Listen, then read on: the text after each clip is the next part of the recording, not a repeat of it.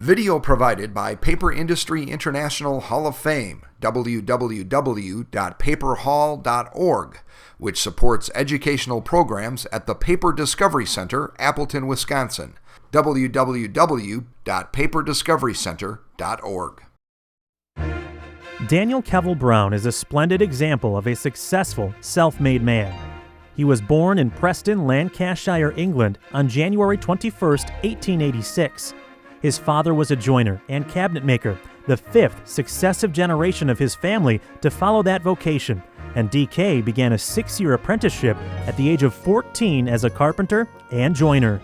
In 1906, he emigrated to the United States, arriving in New York on the day of the San Francisco earthquake.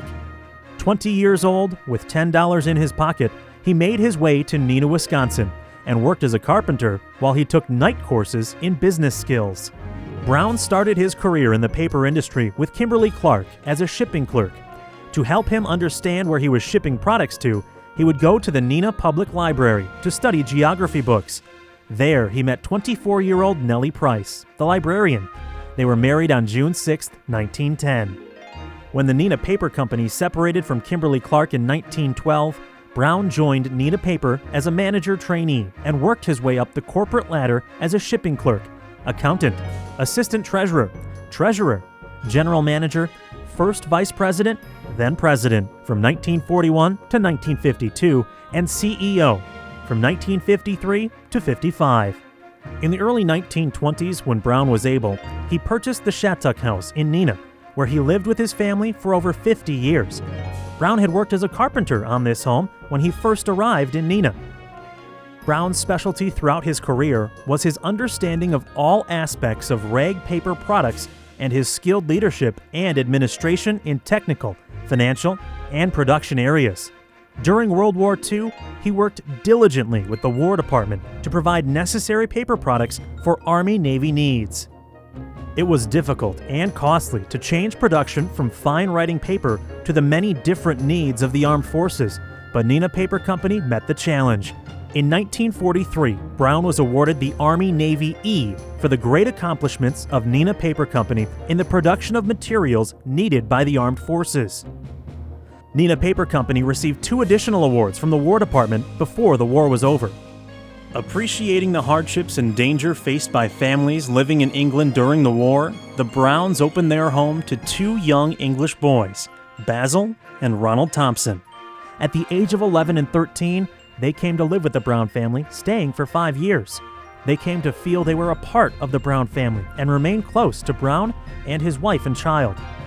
In addition to his responsibilities with Neenah Paper, he was very active in organizations outside his own company. He was a founding trustee of the Institute of Paper Chemistry.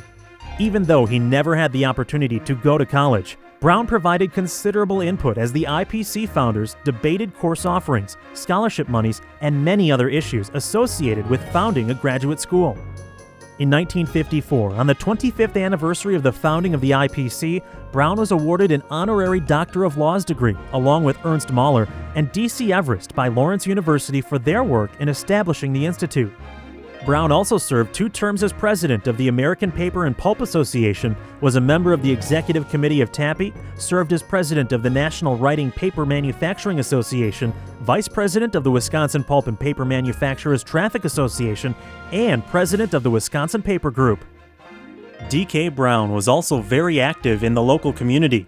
He served on the boards of the Wisconsin Heart Association, First National Bank of Neenah, First Presbyterian Church of Neenah, Boys Brigade Association, and High Cliff State Park. Pictured here, Brown drives the first car through the first drive-through banking window in the Fox Valley at the First National Bank of Neenah. Family was important to Brown. He and Nellie had 4 children and 6 grandchildren. Brown made several trips back to England to see his family there. In 1953, Brown and Nellie sailed on the Queen Elizabeth to England on one of their trips.